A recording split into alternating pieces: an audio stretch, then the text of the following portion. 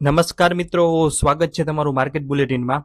આજે છે ભારત દેશનું ગૌરવ અને ભારતીય શેર બજારનું હૃદય એટલે કે બીએસસી લિમિટેડનું રિઝલ્ટ આવી ગયું છે।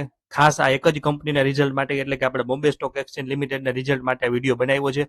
વિડીયો છેલ્લા સુધી જોજો, લગભગ તમને આટલી સરસ માહિતી ગુજરાતી ભાષામાં એ પણ સરળ શબ્દોમાં ક્યાંયથી નહીં મળે। ચાલો વધુ વાત ન કરતા શરૂઆત કરીએ રિઝલ્ટની। તો આપણે કોન્સોલિડેટેડ રિઝલ્ટની વાત કરશું તો બીએસસી લિમિટેડ દ્વારા નાણાકીય વર્ષ 2025-26ના ચોથા ત્રિમાસિક ગાળાના ઓડિટ થયેલા પરિણામો જાહેર કરવામાં આવ્યા છે, જેમાં કંપનીએ અદ્ભુત પ્રદર્શન કર્યું છે। ગત ડિસેમ્બર 2025ના ત્રિમાસિક ગાળાની સરખામણીએ એટલે ક્વાર્ટર ઓન ક્વાર્ટર કંપનીની કુલ આવક 1334 કરોડ રૂપિયાથી વધી અને 1630 કરોડ રૂપિયા ઉપર પહોંચી છે, જે અંદાજે 22% વધારો દર્શાવે છે। એ જ રીતે કંપનીનો ચોખ્ખો નફો પણ 597 કરોડ રૂપિયાથી વધી અને 795 કરોડ રૂપિયા થયો છે, જે ત્રિમાસિક ધોરણે 33%ની મજબૂત વૃદ્ધિ સૂચવે છે। જો વાર્ષિક ધોરણે વાય ઓન વાય સરખામણી કરવામાં આવે તો માર્ચ 2025ના ત્રિમાસિક ગાળામાં કંપનીની કુલ આવક 926 કરોડ રૂપિયા હતી, જે આ વર્ષે વધીને 1630 કરોડ રૂપિયા થઈ છે, એટલે કે આવકમાં 76%નો જંગી વધારો જોવા મળ્યો છે।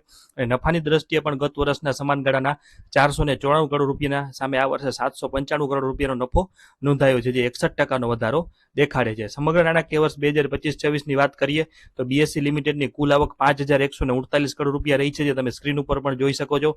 આ જે આંકડા છે તે લાખમાં છે, પણ અમે તમને સરળ રીતે શબ્દોમાં સમજાય એટલે કરોડમાં કરીને કહીએ છીએ, જે ગત વર્ષના 3236 કરોડ રૂપિયાની સામે 59% વધુ છે। સૌથી મહત્વની વાત એ છે કે કંપનીનો વાર્ષિક ચોખ્ખો નફો ગત વર્ષના 1322 કરોડ રૂપિયાથી વધી અને સીધો 2487 કરોડ રૂપિયા ઉપર પહોંચી ગયો છે, જે વાર્ષિક ધોરણે 88%નો મજબૂત ઉછાળો દર્શાવે છે। કંપનીની પ્રતિ શેર કમાણી એટલે કે ઈપીએસ પણ 32.18 રૂપિયાથી વધીને 60.61 રૂપિયા થયો છે, જે રોકાણકારો માટે ખૂબ જ પ્રોત્સાહક છે।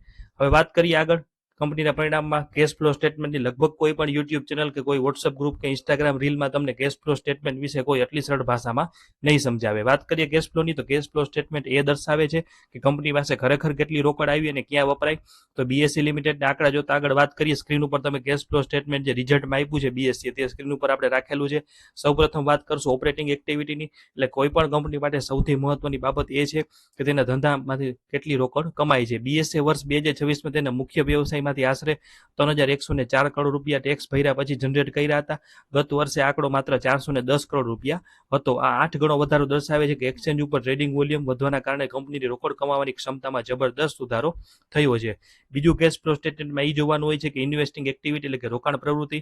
કંપનીએ પોતાના ભવિષ્યના વિકાસ માટે નવા સાધનો અને ટેકનોલોજી એટલે કે પ્રોપર્ટી પ્લાન્ટ એન્ડ ઇક્વિપમેન્ટ પાછળ આશરે 274 કરોડ રૂપિયાનું રોકાણ કર્યું છે। આ સિવાય કંપનીએ પોતાની વધારાની રોકડ મ્યુચ્યુઅલ ફંડ્સ, બોન્ડ્સ અને ફિક્સ ડિપોઝિટમાં રોકી છે। ઇન્વેસ્ટિંગ એક્ટિવિટીમાં નેટ કેશ યુઝ હોવું એ ખરાબ નથી, કારણ કે તે દર્શાવે છે કે કંપની નફો ઘરે લઈ જવાને બદલે તેને ફરીથી રોકી રહી છે। આગળ વાત કરીએ હજી કેશ ફ્લો સ્ટેટમેન્ટની તો તેમાં ફાઇનાન્સિંગ એક્ટિવિટી જોવી પણ જરૂરી હોય છે, એટલે કે નાણાકીય પ્રવૃત્તિ। બીએસસી તેના શેરધારકોને ડિવિડન્ડ પેટે આશરે 316 કરોડ રૂપિયા ચૂકવ્યા છે। ગત વર્ષે આ રકમ 206 કરોડ રૂપિયા હતી। ડિવિડન્ડમાં થયેલો આ વધારો રોકાણકારો માટે ખુશીના સમાચાર, કારણ કે કંપની તેના નફાનો મોટો હિસ્સો રોકાણકારો સાથે વેચી રહી છે। ચોથું છે કેશ અને બેંક બેલેન્સ, તો વર્ષના અંતે કંપની પાસે કુલ 1646 કરોડ રૂપિયા જેવી માતબર રકમ રોકડ અને બેંક બેલેન્સ પડી છે। ગત વર્ષે આ રકમ 1524 કરોડ રૂપિયા હતી। આ મજબૂત કેશ બેલેન્સ સૂચવે છે કે કંપની નાણાકીય રીતે અત્યંત સુરક્ષિત છે અને ભવિષ્યમાં કોઈ પણ વિસ્તરણ કે મુશ્કેલી માટે તૈયાર છે। તો રોકાણકારો માટે એક નિષ્કર્ષ એવું હોય કે બીએસસી લિમિટેડનું કેશ ફ્લો સ્ટેટમેન્ટ ખૂબ જ હેલ્ધી છે। કંપની માત્ર કાગળ ઉપર નફો નથી કરતી, પણ ધંધામાંથી વાસ્તવિક રોકડ ઉપર પણ ઊભી કરે છે। વધતું જતું ડિવિડન્ડ અને મજબૂત કેશ રિઝર્વ આ શેરને લાંબા ગાળા માટે સુરક્ષિત વિકલ્પ બનાવી શકે છે। આગળ વાત કરીએ 5 સૌથી મહત્વની બાબતો કે જે રિઝલ્ટમાં છે, તો તેમાં પ્રથમ છે બીએસસી લિમિટેડના 2026ના વાર્ષિક પરિણામમાં સામાન્ય આંકડાઓ કરતાં પણ વિશેષ 5 બાબતો ધ્યાન ખેંચે તેવી છે।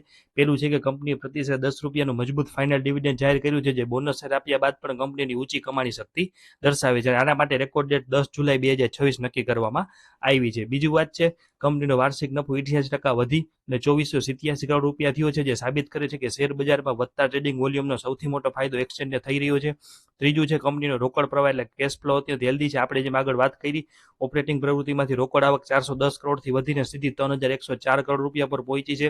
ચોથું છે કંપની હવે એસેટ લાઇટ મોડલ તરફ આગળ વધી રહી છે, જેમાં તેણે બીએસસી ઇન્સ્ટિટ્યૂટ જેવી સબસિડી વેચી અને નફો બુક કર્યો છે અને હજુ પણ વધારાના હિસ્સા વેચવાની પ્રક્રિયામાં ચાલુ છે। પાંચમું છે નવા લેબર કોડના અમલીકરણના કારણે કંપનીએ આ વર્ષે 13 કરોડ રૂપિયાનો વધારાનો વન ટાઈમ ખર્ચ વેઠવો છે, છતાં તેની નફાકારક પર કોઈ મોટી નકારાત્મક અસર પડી નથી। આ તમામ પાસાઓ જોતા બીએસસી નાણાકીય રીતે અત્યંત સુરક્ષિત અને વિકાસના માર્ગે અગ્રેસર દેખાય છે। હવે વાત કરીએ કંપનીના આવક સ્ત્રોત અને બિઝનેસ મોડલની, તો બીએસસી લિમિટેડ માત્ર એક ટ્રેડિંગ પ્લેટફોર્મ નથી, પરંતુ એક મજબૂત અને વૈવિધ્યસભર ઇન્ટિગ્રેટેડ બિઝનેસ મોડલ ઉપર કામ કરે છે. કંપનીની આવક મુખ્યત્વે 6 અલગ અલગ સ્તરો ઉપર વેચાયેલી છે, જે તેને નાણાકીય રીતે સ્થિર બનાવે છે. મુખ્ય આવકના સ્ત્રોતોની વાત કરીએ તો કંપનીની સૌથી મોટી આવક ટ્રાન્ઝેક્શન ચાર્જિસમાંથી આવે છે, જે સીધી રીતે માર્કેટની વધઘટ અને ટ્રેડિંગ વોલ્યુમ સાથે જોડાયેલી છે. માર્ચ 2026ના રિપોર્ટ મુજબ ટ્રાન્ઝેક્શન ચાર્જિસમાં વાર્ષિક ધોરણે 114% મજબૂત ઉછાળો જોવા મળ્યો છે. આ ઉપરાંત ક્લિયરિંગ અને સેટલમેન્ટ ફંડ ઉપર પણ મળતી ટ્રેઝરી ઇન્કમ પણ આવકનો મહત્વનો ભાગ છે, જે વ્યાજ દરો અને સભ્યો દ્વારા જમા કરવામાં આવતા માર્જિન આધારિત હોય છે. બીજું છે રિકરિંગ એટલે કે નિયમિત આવક. બીએસસી પાસે કેટલીક એવી આવક છે જે માર્કેટની વધઘટ પર આધારિત નથી અને દર વર્ષે નિયમિત મળે છે, જેમાં જે લિસ્ટિંગ સર્વિસીસ મુખ્ય છે. શેરબજારમાં લિસ્ટ થયેલી કંપનીઓ સંખ્યા વધતી આવક સતત વધી રહી છે. આ ઉપરાંત ડેટા ડિસિમિનેશન ફી, માર્કેટ ડેટા વેચવું અને નેટવર્ક કનેક્ટિવિટી ચાર્જિસ પણ કંપનીને સ્થિર આવક પૂરી પાડે છે. અન્ય આવક અને રોકાણ પણ મહત્વના છે. કંપનીની અંદાજે 4-5% આવક ડેટા ફીમાંથી આવે છે, જે વિકસિત દેશોમાં 10-25% હોય છે, એટલે કે ભવિષ્યમાં અહીં વધવાની મોટી તક છે. આ સિવાય કંપની તેના મજબૂત કેશ રિઝર્વ રોકાણ ઉપર વ્યાજ અને ડિવિડન્ડ દ્વારા પણ કમાણી કરે છે. તો આનો નિષ્કર્ષ એવો આવે છે કે નાણાકીય વર્ષ 2026ના આંકડા મુજબ ઓપરેશનલ રેવન્યુમાં 63% વાર્ષિક વધારો થયો છે. બીએસસીનું મોડલ એવું છે કે તે ટ્રેડિંગ, ક્લિયરિંગ અને ડિસ્ટ્રીબ્યુશન એમ ત્રણેય સ્તરેથી કમાણી કરવાની ક્ષમતા ધરાવે છે, જે તેને અન્ય કંપનીઓ કરતા કે એક્સચેન્જ કરતા અલગ અને મજબૂત બનાવે છે. હવે રોકાણકારો માટે આનું શું મંતવ્ય આવી શકે, તો અત્યારે બીએસસીનો ભાવ 4,000 રૂપિયા આસપાસ એટલે 3,981 થી 4,000 આસપાસના ભાવે ટ્રેડ કરે છે.